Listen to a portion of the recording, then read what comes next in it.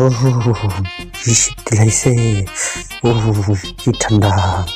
ওরে বাবারে এত ঠান্ডা পড়ছে রে। ও আহা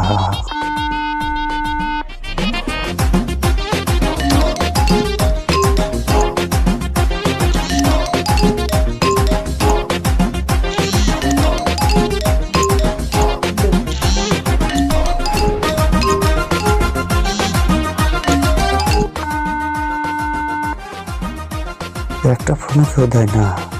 আর যে জোরে জোরে হাঁটে ফোন তো সাইলেন্ট করা। আরে আমার ছোট গিন্নি ফোন দিছে। এই সারছে। হ্যালো ছোট গিন্নি, এবার শীতে কিন্তু তুমি তোমার বোনের সাথে চলে আসবা।